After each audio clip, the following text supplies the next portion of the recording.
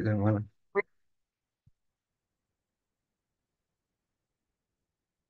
Bismillahirrahmanirrahim. Assalamualaikum warahmatullahi taala wabarakatuh. Selamat malam, salam sejahtera untuk kita semua. Terima kasih kepada Pak Abdu selaku dosen pengampu mata kuliah Special Topic in Accounting Universitas Siber Asia Jakarta. Pada kesempatan kali ini saya akan mempresentasikan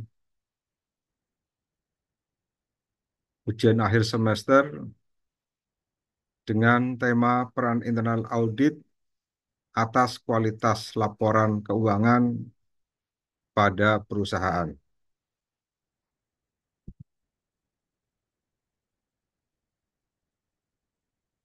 Dalam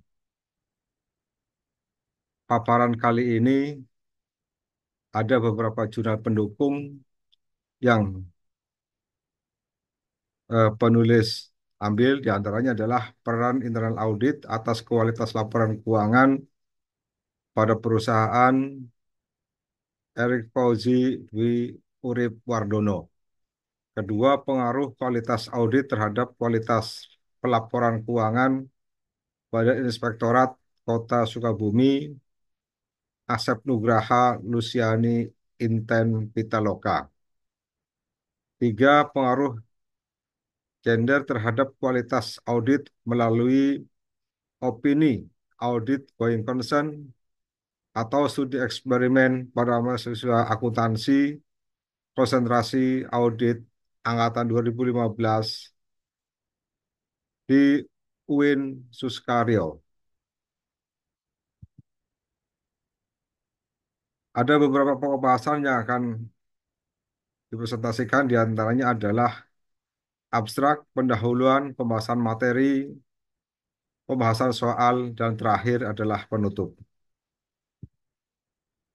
Yang pertama adalah abstrak, peran kualitas audit dalam pelaporan keuangan, di mana makalah ini mengulas yang berjudul The Rule of Audit Quality in Financial Reporting, Insight from the VCAOB Inspection Regime, yang ditulis oleh Asmun Ellison dan William R. Kenley, di mana dalam makalah ini membahas tentang pentingnya kualitas audit dalam memastikan keandalan dan kepercayaan dalam pelaporan keuangan perusahaan.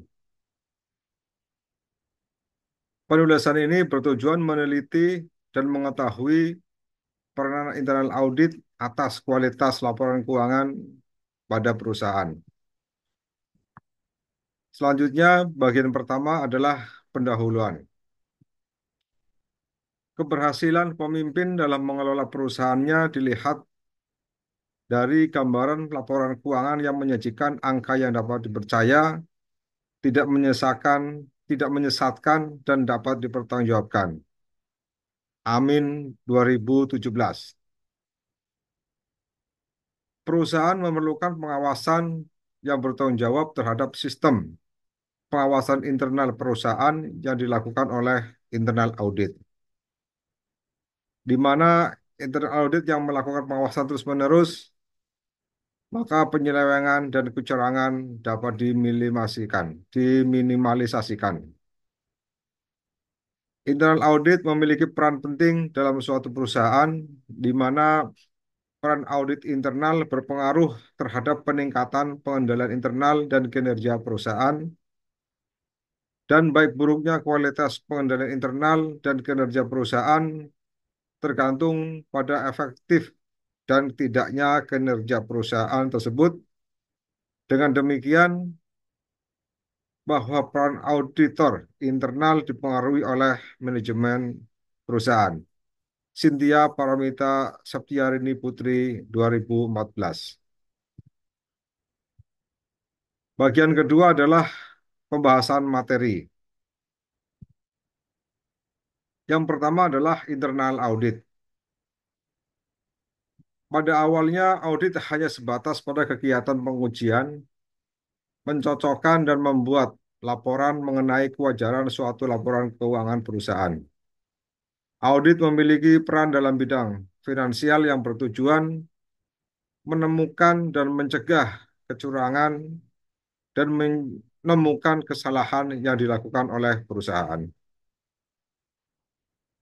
Audit internal merupakan aktivitas independen yang dirancang untuk memberi nilai tambah dan meningkatkan operasi perusahaan, di mana internal audit dalam perusahaan dapat membantu perusahaan mencapai tujuan perusahaan dengan meningkatkan pendekatan yang sistematis dan disiplin untuk mengevaluasi dan meningkatkan efektivitas proses pengelolaan risiko.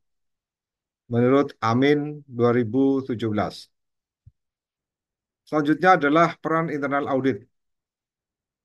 Dalam suatu perusahaan saat ini sangat diperlukan, terutama pada perusahaan yang memiliki skala kegiatan operasi yang luas dan besar. Internal audit tidak hanya berperan dalam mengurangi kecurangan dan penyelewengan yang dilakukan perusahaan, namun internal audit dapat memberikan informasi yang tepat dan bersifat independen sehingga dapat membantu meningkatkan mutu pimpinan dalam pengendalian perusahaan. Menurut Lena 2010, internal audit berperan dalam memberikan jaminan bahwa pengendalian internal yang berkaitan dengan kepatuhan dengan kecurangan hukum yang berlaku telah memadai dan efektif dilakukan perusahaan. Selanjutnya adalah tujuan, fungsi, dan ruang lingkup internal audit. Fungsi internal audit sebagai mata dan sebagai telinga manajemen. Dikarenakan manajemen dapat memastikan bahwa semua kebijakan yang telah ditetapkan tidak dilaksanakan secara menyimpang. Ini menurut Tambu Bolon 2005.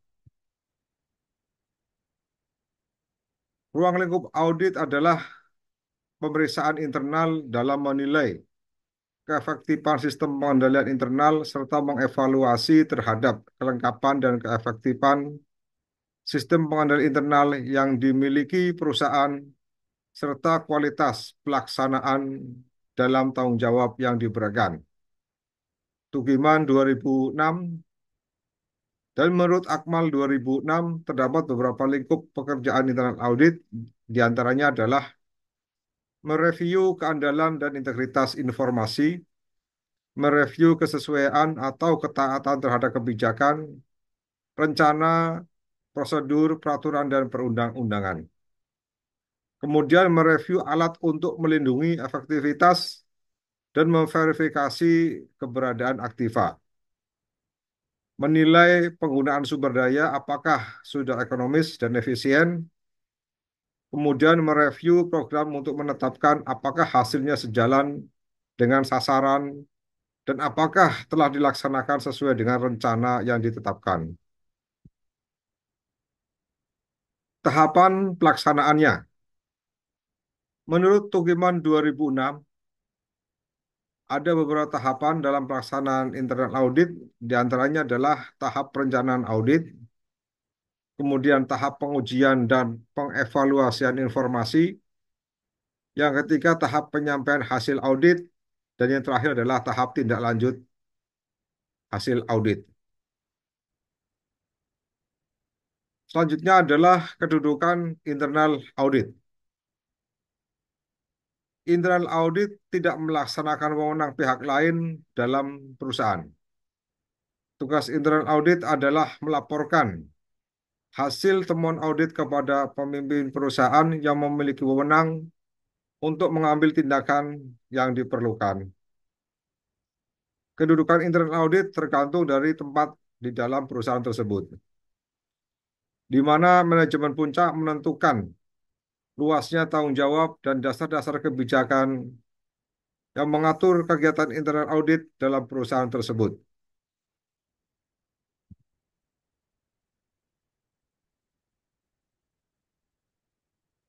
Menurut PSAK nomor 1 tentang penyajian laporan keuangan, yang direvisi tahun 2009 bahwa laporan keuangan adalah suatu penyajian terstruktur dari posisi keuangan dan kinerja keuangan suatu perusahaan. Laporan keuangan merupakan seperangkat laporan keuangan yang sudah kita tahu dan kita pahami. Yang pertama adalah neraca, di mana merupakan gambaran posisi keuangan dari satu kesatuan usaha yang merupakan keseimbangan antar aktiva, utang, dan modal pada suatu periode tertentu. Yang kedua adalah laporan laba rugi perusahaan, di mana merupakan seluruh pendapatan dan beban dari satu kesatuan usaha pada periode tertentu. Ketiga adalah laporan perubahan ekuitas. Laporan perubahan ekuitas merupakan laporan perubahan modal dari satu kesatuan usaha dalam selama satu periode tertentu meliputi laba komprehensif, investasi, dan distribusi dari dan kepada pemilik perusahaan.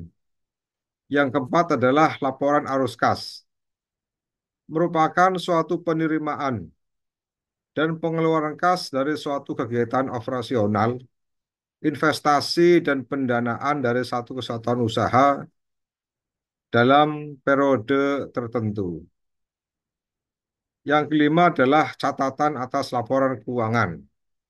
Ini merupakan informasi yang tidak dapat diungkapkan dalam keempat laporan keuangan di atas, yang mengungkapkan seluruh prinsip, prosedur, metode, dan teknik yang diterapkan dalam penyusunan laporan keuangan. Selanjutnya adalah bagian ketiga, pembahasan soal. Sebelum pembahasan soal, sedikit ditambahkan mengenai audit laporan keuangan. Audit internal adalah kegiatan yang dirancang untuk menambah nilai dan meningkatkan operasi badan secara independen. Audit internal memiliki tujuan untuk membantu perusahaan dengan sistematis, dengan pendekatan yang terperinci dalam menilai dan meningkatkan efektivitas dari risiko manajemen dan melakukan kontrol dan proses atas kegiatan perusahaan. Audit internal merupakan suatu divisi di perusahaan yang bertugas untuk meningkatkan efektivitas dan efisiensi suatu perusahaan dalam melakukan kegiatan usahanya, di mana audit internal memberikan wawasan dan rekomendasi berdasarkan analisis dan dugaan yang telah dilakukan oleh audit internal dari data dan proses usaha yang dilakukan oleh perusahaan. Audit internal dibentuk oleh perusahaan untuk melakukan kegiatan audit untuk suatu perusahaan tersebut.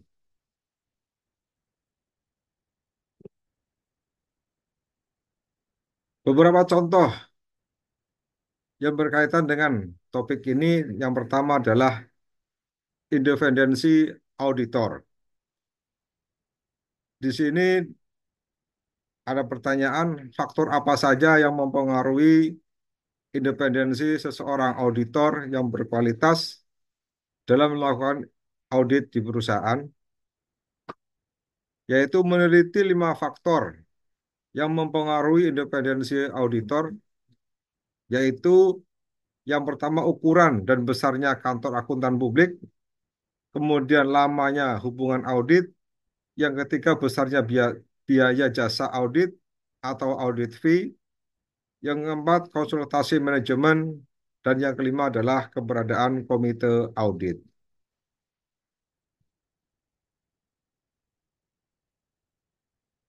Contoh soal yang kedua adalah sikap auditor. Mengapa seseorang auditor harus memiliki sikap independen terhadap audit laporan keuangan yang dilakukannya? Jawabannya adalah independensi merupakan hal yang penting yang harus dimiliki auditor, di mana dapat disimpulkan bahwa independensi merupakan sikap netral yang wajib dimiliki seorang auditor dalam melaksanakan prosedur audit untuk menilai kewajaran kewajaran laporan keuangan yang menjadi jaminan bagi pihak yang berkepentingan maupun publik.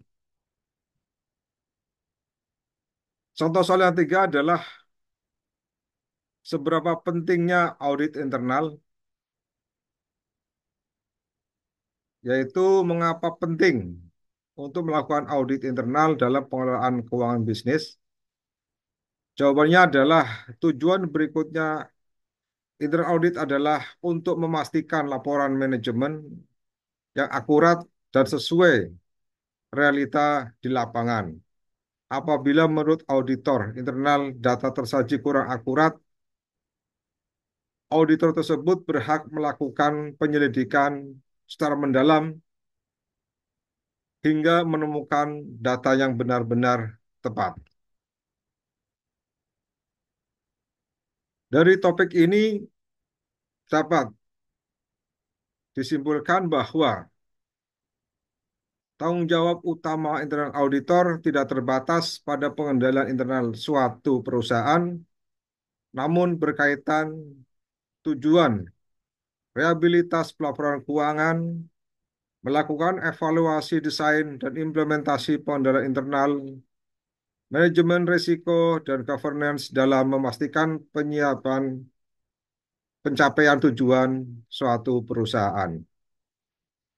Peran audit internal dalam melaksanakan audit keuangan menerbitkan rekomendasi atas laporan keuangan secara periodik, membantu melengkapi lingkup audit atas laporan keuangan tahunan perusahaan. Peran audit internal dalam melaksanakan manajemen audit operasional. Audit selain mengacu pada angka-angka menurut laporan keuangan perusahaan, audit juga secara kritis atas pelaksanaan peraturan yang berlaku dalam perusahaan tersebut. Yang terakhir adalah tinjauan pustaka. Ada beberapa tinjauan pustaka yang disajikan oleh penulis. Yang pertama adalah Agus 2001, Auditing atau Pemeriksaan Akuntan oleh Kantor Akuntan Publik Ekonomi Universitas Indonesia ketiga. Kedua, Akmal 2006, Pemeriksaan Intern. Kemudian Amin 2017. Kemudian Cynthia Paramita Saptiarini Putri 2004, Pengaruh Independensi Dewan Komisaris, Fungsi Internal Audit dan Praktek Manajemen Laba terhadap fee audit pada perusahaan manufaktur di Bursa Efek Indonesia, Jurnal Akuntansi Universitas Udayana. Selanjutnya adalah Inapti 2016, Pengaruh Penerapan Standar Akuntansi Pemerintah, Kompetensi Aparatur dan Peran Audit Internal terhadap Kualitas Informasi Laporan Keuangan. Akuntabilitas Jurnal Ilmu Akuntansi halaman 27 sampai 42. Kisworo dan Iwan 2017 menulis karya ilmiah. Demikian presentasi yang dapat kami berikan. Mudah-mudahan bermanfaat dan memberikan pencerahan buat kita semua. Terima kasih. Mohon maaf. Wassalamualaikum warahmatullahi taala wabarakatuh.